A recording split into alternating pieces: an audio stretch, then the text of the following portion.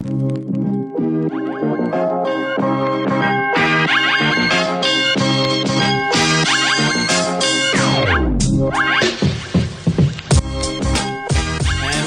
guys, to the third installment of the Footy Gameday Squad show.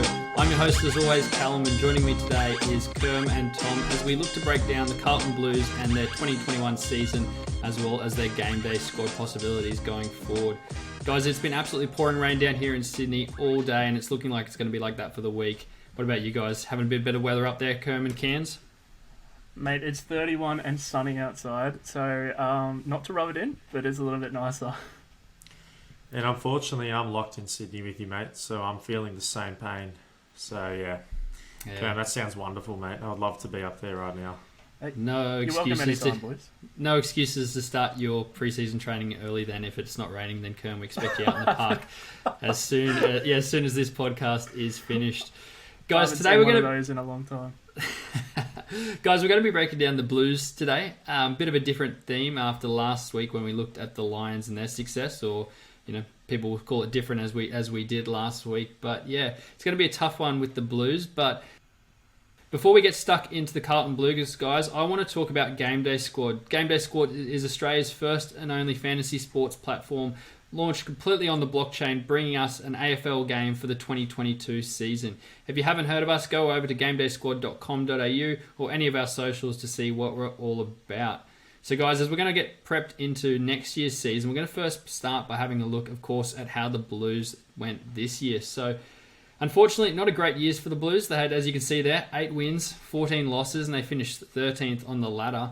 And when I went back through the year to try and find some highlights, it was really quite difficult. I'm not going to talk about player highlights in this segment yet. We will get to them in a second, but I even went back to see if at any stage against their game against the Demons, if they, at least took a quarter from them. But no, they lost all 4 quarters against the Demons, so I couldn't give them that. So I'm going to let you guys decide, what is the Blues highlight for the year? Is it leading the Dogs by 26 points late in the third quarter in a game they eventually lost by 3 goals? Or was it beating the Saints to put a nail in their finals campaign? Oh, that's a tough one. That is really, really good question, yeah. It's a rhetorical question, guys. They're both shit. They're both shit. Two really, really good options there. Yeah. It was a tough year for the Blues. I got parents who are Blues fans, and I know it's been a tough time for them, not just for this year, but since I've been around. They've not seen a Blues premiership in my lifetime, and the rate they're going at the moment, yeah, who knows if they will see another one in my lifetime at all. But, guys, let's go into some of the more positives of the year. Kerm, do you want to kick us off by giving us who was your Blues star of the year? And I think there's a pretty clear one that everyone knows who's coming.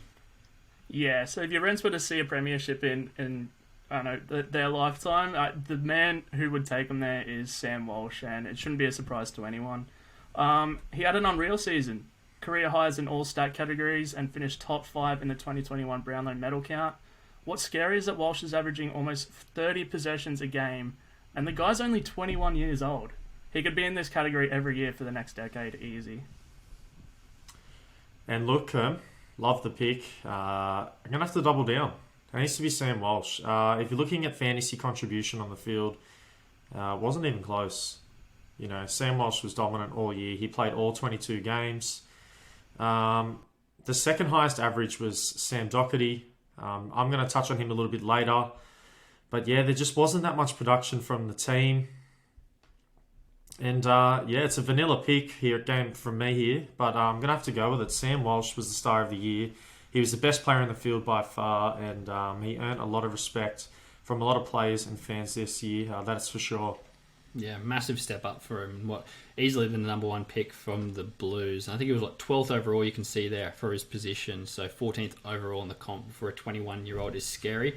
And I have a feeling we're going to be talking about him a lot more later on. So I'm going to give you my pick. And as you can see there's a big asterisk on this because the answer to this question is, of course, Sam Walsh. But I'm going to give you someone different. I'm going to give you Harry Mackay, who, looking at it from a fantasy perspective, it's a bit of an unusual star to give. But as we just touched on, there was no other clear star to give it for outside of out of Sam Walsh. So yeah, Mackay won his first Coleman, kicked 58 goals and beat out Hawkins and Riewoldt. And yeah, without him, he even missed a few games at the end of the year and he was still able to claim that. So yeah, great achievement for him. Not a great fantasy thing, but I did want to tell you, it's actually the lowest count that a Coleman's ever been decided on, not including the COVID year last year, since 1965. So if there was ever going to be someone that won it on a low amount, I think that's why he kind of won it out of nowhere there. So the Blues' first winner of the award since Favola, and just wanted to touch on him. So he was their ninth highest points for a key forward as well, which is, we know key forwards don't traditionally score well, but he at least did well in that category. Now this one will have a few more different answers, I'm sure, but guys, who was your disappointment for the year? Yeah, this one sort of backfired in a big way for the Blues. I'm going to go with Zach Williams, because he was brought in last season to be that line-breaking, intercept-marking, pressure back that GWS had, but it just didn't translate over. Williams only had 18 disposals per game, which is his worst non-COVID season output since 2015. What was also interesting is that Williams had career lows in tackles with 1.9 per game, and a career high in free kicks against. A truly disappointing year for Zach Williams. The jury's out to see if he'll turn this one around. Yeah, interesting. Good pick. I like that one. Who you got, Tom? Yeah, look, it's Sam Dougherty, and I just want to mention this has nothing to do with his play on the field. I think he's a magnificent player. He's clearly the cornerstone back in their backline. He's an essential part of their team's success, but unfortunately, his world has flipped upside down when he had to finish the season extremely early due to cancer. Our condolences here at GameDaySquad Network are with him, his family, the club, and anyone else who was affected by the tragic news. But on a brighter note, he seems to be doing really well, and he's expected to come back and play on the field next year. Although it might be a bit tough to put Dougherty here, it was purely just the fact that it was a massive loss for AFL fans and Blues fans, mind you, not seeing him on the field. He was having such an outstanding season. I would have loved to have seen how he would have ranked overall at the end of the year if he was able to stay on the field. Unfortunately, he wasn't. So for that reason alone, he was my disappointment, but not a disappointment because of play, just a disappointment in general, because we couldn't see him stay on the field and dominate like he was doing. Yeah, it's a good pick. I think he would have gone on to finish 4th overall, highest average, and their 30 rank overall. So yeah, big disappointment. Just want to clarify one thing I said there before. I was misreading my notes. I said that ninth highest key forward. That was incorrect for Harry Mackay. It was actually the Blues actually had the 9th highest points for. So for a team that did as disappointing as they did, he was a big factor in pushing them up there. So yeah, correction on that one. But I'm going to jump into my loser of the year or disappointment. You can call it either which one you want, but it's Paddy Cripps. As you can see there, guys, he was actually ranked 74th overall for a midfielder, and we've all seen Paddy Cripps play at his absolute best a couple of years ago when he won his MVP, and he is not the 74th best midfielder in the competition. He is a much better player than he showed this year and even last year. And yeah, his score of 93 points average was, it is still quite high, and it's better than the average person, but for me, the disappointment is because of the level that I hold this guy to. There's no reason why he can't be a Bont level player, a Petrarch level player. That's who I thought this guy was going to be. It's really disappointing to see that happen. And yeah, I just want to also sort of say, with Vossi coming in, I think it'll be the perfect for him, getting that player, that's a big-bodied midfielder. It's the perfect person we have coming now into the Blues, and I really hope he can turn it around. And I'm sure you're going to hear me talk about him a little bit more in a second. But guys, before we move on, the biggest stat there for Cripper is 15 handballs to 8 kicks a game. That discrepancy we haven't seen before in his whole career. So if he's going to get back to where he was before, we need to get those kicks up and completely turn that around. Yeah, couldn't agree with you more. And now what I want to touch on here as well is we've spoken about the highlights before for the Blues. I want to speak about their lowlights. And for me, for the whole season for the club, it was the handling of their sacking of their coach Teague. And guys, for me, it was nothing short of horrific how it was dragged out in the media. Everyone knew it for months. It just was like, it was just toxic. I just would have hated to be him. I felt really sorry for him. And why it's such a disappointment, and for me, why it could be the biggest disappointment or the biggest sort of low light for any team, across the whole league when we do this series, is because even if it had a 1% or a 2% impact on a coach like Alistair Clarkson turning down Carlton, then that's massive. I think he's the best coach in the AFL, and if there's even, like I said, a small part of the show that was that was going on in the Carlton board and what was happening, if there was a small part of that then turned him off, then for me, it's easily the biggest low light of the season for any team, because with Clarkson at the helm, I think the outlook on this club would be a lot better than what it's going to be, what we're going to talk about in the future. So Yeah, too right there, mate.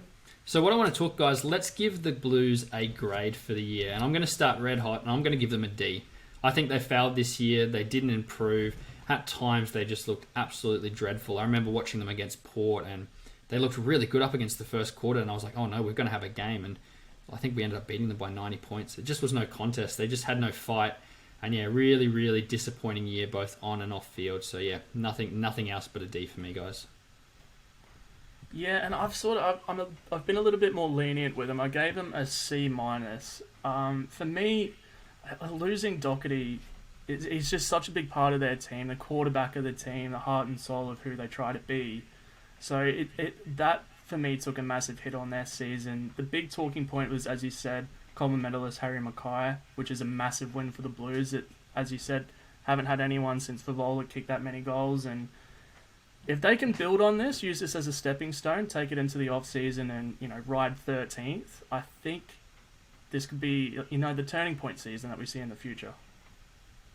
Yeah, look, I'm going to have to be in agreement with you there, Kerm. I've gone a C minus as well.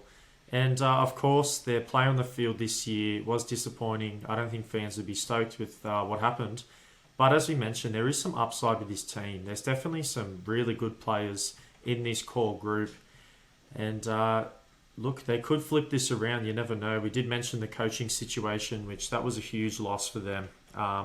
Really wish we didn't see that happen. But, they'll move on. They've got a good core of young players. And hopefully they can turn this around quickly and start getting winning some games again, hey? Yeah, and I'd love to see Vossi come in and take this young group. So I think he got thrown into a poor situation up in the Lions, obviously being at Port. I'm disappointed to see him go because the players absolutely love him. So, yeah, we'll look forward. But, yeah, disappointing year for the Blues. I'm surprised you guys were a bit more lenient on them than I was. If it wasn't Sam Walsh in this team being the star, I think I might have even put them as an E. So, yeah, that would have been horrific.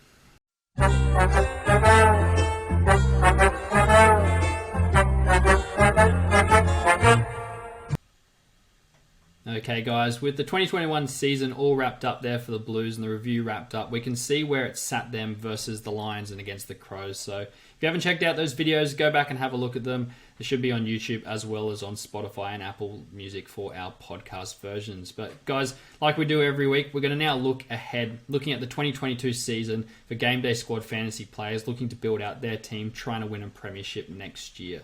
So I'm going to give you where I think the Blues as a team are going to be for next year, because we all know how important that is for a team's success.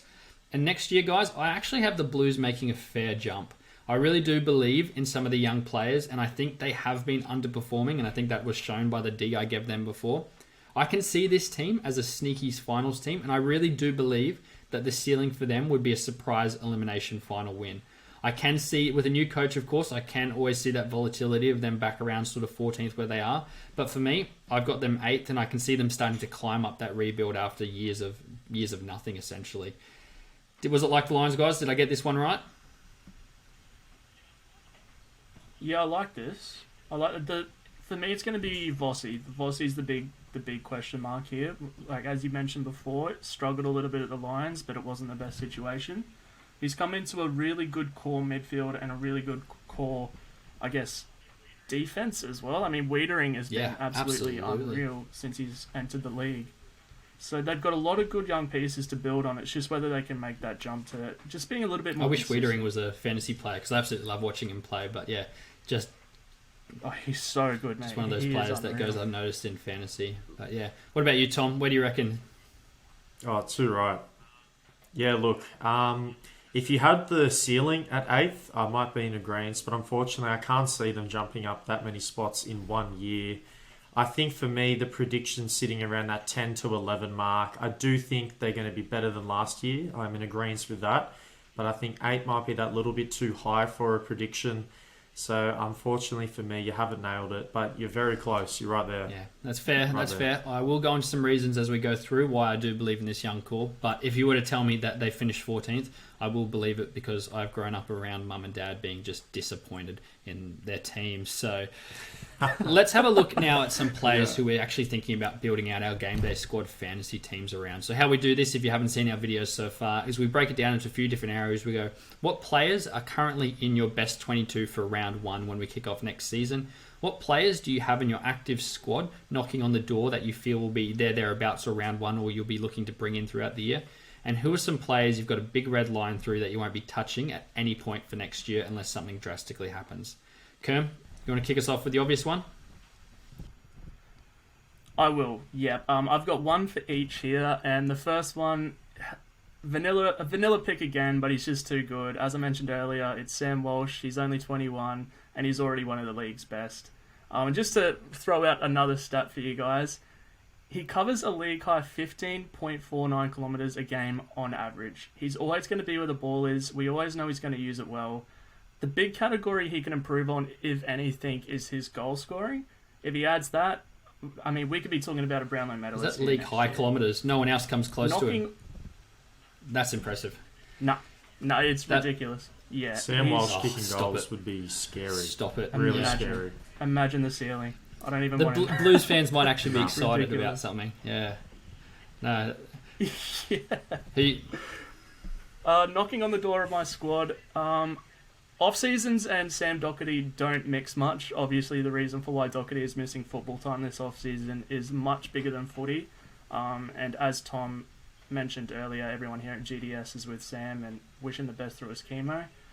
But if there is any chance he reaches the field this coming season healthy and fit, for me, he automatically becomes a top 5 defender.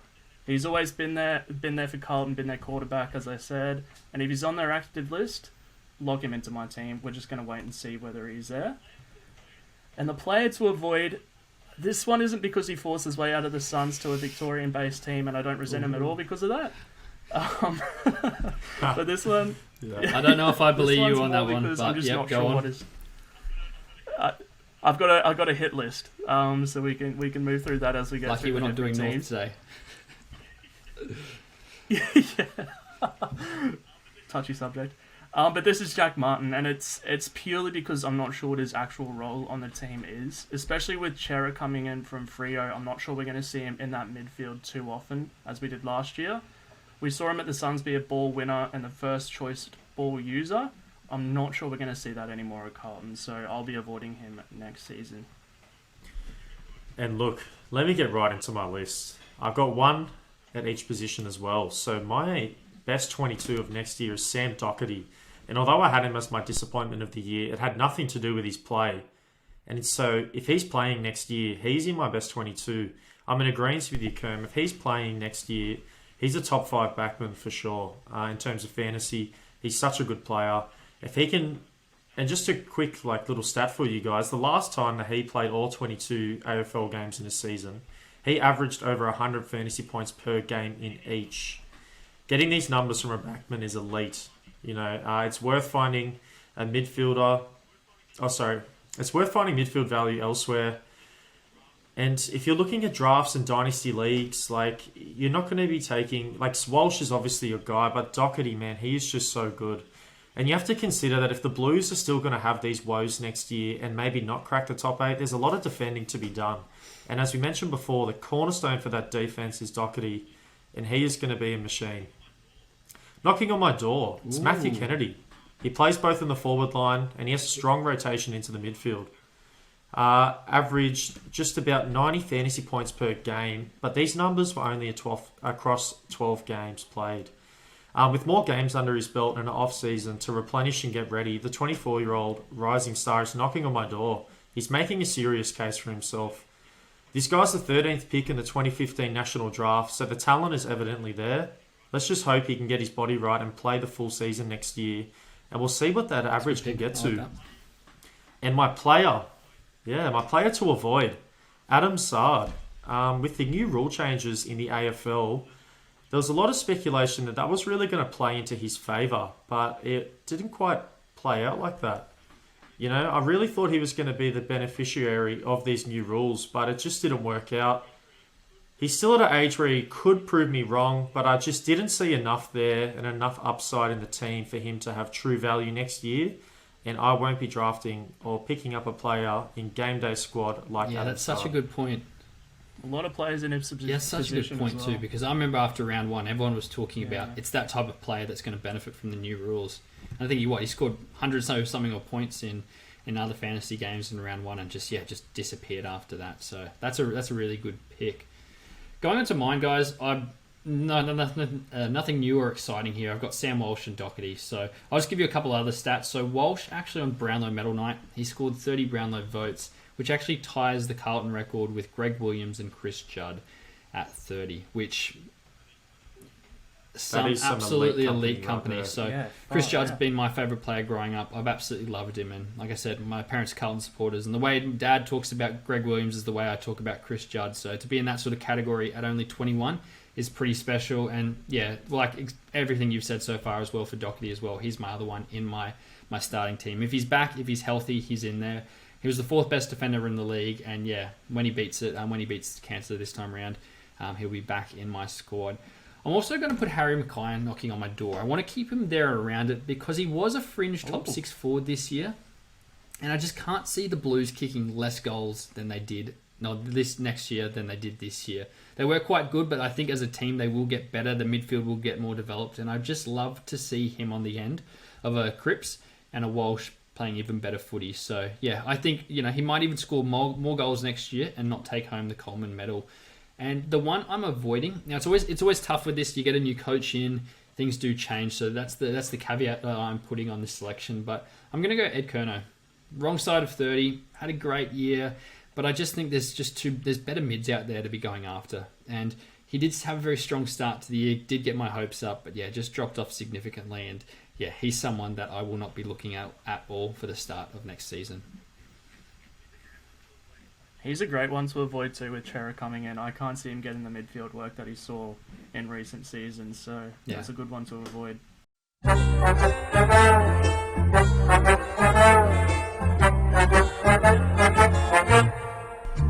And alright guys, before we get into the next segment here, talking about our future stars and player cards we're going to hold on to, Kerm in our last video went over the player card tiers, but we actually have a transfer market where if you were to buy our packs, pull these cards, you can either sell them at a particular price that you want, or the highest bidder will get it, which I think is awesome because you may not necessarily pull a card that is needed for your fantasy team, but then you can sell that and flip that into someone who's going to be crucial for you winning games in that year. And as we're going to talk about later, there are different tiers for different cards, and of course there are multipliers per tiers. So you really want to be having a look at the auction house and seeing what players are available, because you never know what sort of bargain you can pick up. And you're not going to be able to pack every player, unfortunately. There are just too many players and too many card tiers to do so.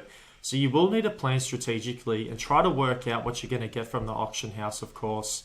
But I think it's such a cool feature in our game that you can sell your NFT, may either take the money or invest it again into some more NFTs to help complete and build out your team. The transfer market is going to be make or break for a lot of fantasy players next year, and if you can utilize it correctly, it's going to be the key to your success in our league. So I'm super excited for that to all come up and running and to see what sort of deals and bargains I can get on the transfer market, because I can tell you what, I've got some players in mind. Yeah, absolutely. Even just seeing some players before that Kerm wanted to avoid, getting me excited, because if people are thinking like that, then maybe I could go and pick a few players on the market to build in my squad. But yeah, I think you put that absolutely perfectly, Tom. If you haven't checked it before, go Game Day Squad. We've got an about page talking about everything there. Fantasy sports reimagined, guys. Can't wait for it to launch. But guys, one of the main points we keep harping on about this, the reason that we're different to other fantasy games, apart from all those other things that Tom said, one of them is that we take a dynasty model approach. So if you own a player in year one, you own that player for as long as you have him, until you sell him, till you trade him, till you do whatever. So we're going to take a look now at the future stars within the Carlton squad and who you'd be trying to buy now, not just for a win now to win a premiership next year, we just covered that, but also the players we want in our team for years and years to come. I keep saying it, Kerm, it's the absolute no-brainer, but tell us why Sam Walsh is the player you'd be building your squad around. Yeah, so we just spoke about trading players. You're not going to do that here with Sam Walsh, because he can be in your team for the next 10 years plus, take you through to multiple championships, and he'll be a real stalwart for your team because he's still 21 and God knows what his limit is, as we've spoken about. So he's my future star. That's easy. It's the no-brainer pick there. The no-brainer pick, isn't it? But just I'm going to have imagine, to go with another player. I was just going to say, Tom, how much do you reckon a Sam Walsh would go on the market for if you do find that legend card? Because obviously we've got the different tiers as well. So if you disagree with us here and our biased, I don't know, one-eyed approach to Sam Walsh and his future, yeah, you could definitely sell him to us, I'm sure, for quite the price. Sorry, Tom, I did cut you off. Who have you got that you want to be building your team around? Obviously outside of Sam Walsh for the Blues. Oh, of course, and you brought up a good point, mate. If that one-of-one legend Sam Walsh comes out, that is a set-and-forget player in your midfield for the next 8 years. That is a player you will not be replacing, and what a card that would be to get. And if I'm ever blessed enough to pack it myself, I don't think it will be on the auction house, guys. I'm really sorry, but I think I'm going to have to keep him. It's a Willy Wonka golden ticket. Yeah, tell me about it. Anyway. But anyway, enough of Walsh, because I do have another player for this. And my future dynasty player is Matthew Kennedy. Now, he averaged 92 Game Day Squad fantasy points per game last year. Now, we did touch on he didn't really get on the field too much. But, you know, I'm targeting in dynasty leagues because he's ranking much lower than other top midfielders in the league. And he's a great value pick in my eyes. And, like, essentially, I'm going to alter my strategy here and pick up other players elsewhere that maybe have some bigger names and put up some bigger numbers more consistently so that I can get a bargain on Kennedy. So yeah, he's my future dynasty player that I'm going to be having a look at, and I'm especially going to be working the transfer market to see what I can get for him, because he could be a cheeky little player to stash away until he pops off, and then who knows what his value could be. Absolutely. I love that you say stashed away, because just a reminder again, if you are playing our game, you can hold a card like Matthew Kennedy and you can actually store him away. There's no limit to the amount of cards you can hold. Obviously, there's limits to your active squad, and we do look after the integrity of the fantasy game itself. But yeah, if you want to hang him around for a few years, absolutely you can do that. Guys, my star is obviously Sam Walsh. I'm not going to go into that because we've spoken about him so much. So I'm going to give you someone else who I think could be a star in the future. And it's a bit of a different one, but I'm going to go with Paddy Cripps. And I know he's 26, so you go, well, how much more in the future till this guy is a star? But I do see a world where Paddy Cripps gets back to his absolute best that he was at a couple of years ago when he won his Players MVP. And I can just see him absolutely dominating the midfield in a way that the Bont or Petrarca can. What I absolutely love about this guy is he just is always in and around it. His tackles, his handballs, he's always in there. And if he can just somehow find a way to get this, get himself damaging the scoreboard, because you can see there, he's only scoring 0.7 goals a year, and for him to become really dominant, he needs to be scoring like the 30 goals a game that the Bont or Petrarca can do. And I really do think he can do that. I really do think he's that type of player that can lift up this team. And yeah, it's a bit of more of a high-risk future pick, but yeah, I'm going to go with Paddy Cripps as my potential future star for what he can do as well. So yeah, I'm backing Vossi to be in his ear all pre-season, telling him how to play. And I just want to say as well, I did sort of watch Paddy Cripps, his progression. I do really, you never know with COVID how it impacts players, and particularly those people down in Victoria as well. In his last 2 years, there has been a significant drop off from his previous scores. So I'm going to put it down to that. I'm going to assume he's going to bounce back to 2019 Paddy. Maybe I'm a bit blind with it, but yeah, that's who I'm going with, guys. No, I agree. I'm under the impression that we can sort of just throw out last season. He's far too talented to be giving us that output in a fantasy sense and statistical sense.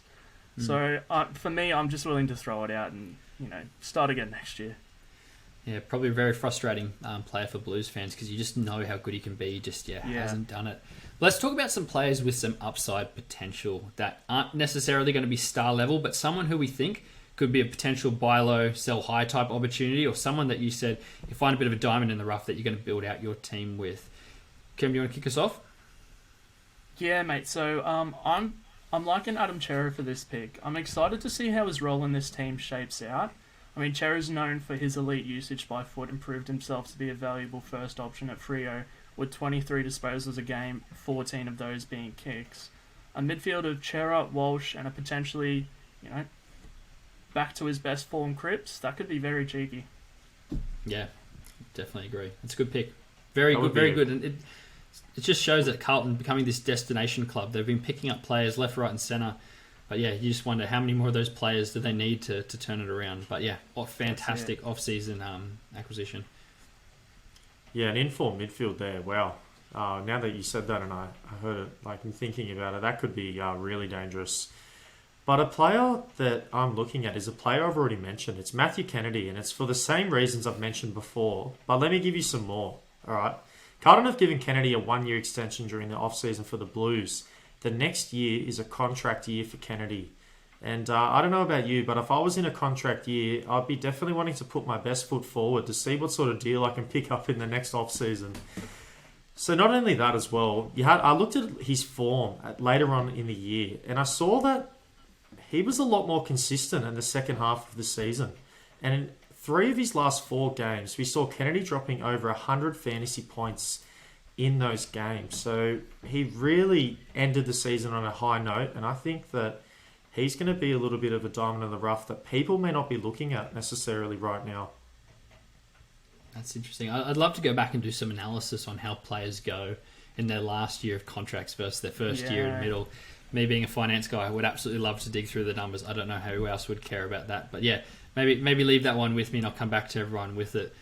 But yeah, so my upside picks, as you can see there, guys, I've gone with Chera as well. Everything you've said, Kerm, I really think he's been a fantastic pickup. And he would have actually come 4th in the overall the overall average for the Blues had he been on them this year. So fantastic pickup, makes that midfield really strong. I've got I've got Jack Martin in there. And I know you had some strong words about it, Kerm. And he wanted his move to Carlton. It happened. COVID happened. Similar sort of in the era of Cripps. But you know better than anyone being a Gold Coast fan how talented this guy was and how highly rated he was and how much of a pickup he was. And if he can get back to 17, 18, 19 Martin, and if he can stay as a forward, which meaning that he doesn't need to be getting Walsh-like numbers. He just needs to be up to Toby Green level numbers to be able to be the top player in sort of game day squad fantasy. And I do think that's achievable. He definitely has the talent. I'm not sure why it's there, so why it hasn't just clicked over, I should say. But yeah, very high potential, very high risk for him. And the last one, I'm just going to pick Paddy Dow. So 3rd pick back in 2017, multiple injuries with his knee, sort of player again. You hate to see knee injuries, particularly for young guys as well. But again, the sort of player you go, the talent's there. Can he just turn it around? And yeah, someone I'd be watching. And potentially if I get in a pack, probably wouldn't be selling because I do think that the value in that guy would be up as well, potentially in the future. I love how you mentioned playing at a Toby Green level because you're making that sound very easy, Callum. You're making that sound very normal. Like, that's just, he just needs to play at his level and yeah, he'll be a stud. Like, he's a great player. He can be more likeable than Toby Green. Yeah. That's achievable. Oh, yeah. I said that last week. I said that last week, yeah, as well. But yeah, it's very interesting on with that forward team. Obviously, you don't have those sort of big numbers you get in the forwards now. We know Game Day Squad gives more points for goals, so there is less of a gap between your midfields and your forwards. But there is, someone like him, you can get to a Toby Green level, and you don't need to have 30 touches a game to be in one of those 5 spots. So yeah, definitely achievable. But guys, talking about the future, the last thing we've got here is my dynasty potential for the Blues. So you can see the little tier guide there as well. And you can see where I've got the Blues. I've got them in tier 2 as a team going forward. I think with this midfield core, and you obviously know I'm quite high on them already, I do see a scenario in the next 3 to 5 years where the Blues are competing for a premiership. Have I got this one right again, guys? It's a tough one. This is a very hard team to read right now because of how young their core team is. For me, if they were going to win a premiership, it would be towards the back end of this dynasty potential, looking at the 5-6 year mark. But if we came back and looked at this in 5 years' time and they had won a premiership, I wouldn't be surprised at all. So maybe towards, the top of the tier 3 and bottom of the tier 2. I like it. I don't hate it, I should say. I don't hate it. And look, in my opinion, in a perfect world, that would be right. They would be competing for a premiership, but unfortunately, that's not how things play out. They're going to need a lot of things to go right to not only compete for a premiership, but to be a dominant team in the league, bouncing back from the season they've just had. So for me personally, I think tier 3 is a fair ranking for them. I think I can see them in the top 4 in 3 to 5 years, but I'm not sure if they'll be at that premiership level just yet. Maybe give them an extra 2 years on top, and they'll be a little bit more confident with that. I look forward to seeing how this all unfolds. And yeah, I couldn't stop laughing there, Kerm. I hope that's not your feelings towards me, where you don't hate me, you don't hate it, but you just put up with it. It's okay. So I don't hate it. Don't hate it. No, you're tier 1. You're tier 1. Oh, you're too good, guys. But that wraps us up. We are all done here looking at the Blues. And I'd love to say our next episode we're going to be looking at a team more exciting, but we have the Pies, who I imagine is going to be more of the same. But guys, we are new here to YouTube as well, and to podcasts and stuff. So anything you can do to help us and support us really does mean a lot. So I hate saying it, but that like and subscribe button does go a long way to helping us. And of course, if you want to learn more about our products, head over to GameDaySquad.com.au. Like I said, we are launching for the start of the 2022 AFL season, and we can't wait to be able to show you what else we've got in store. Guys, until next time, cheers for coming along.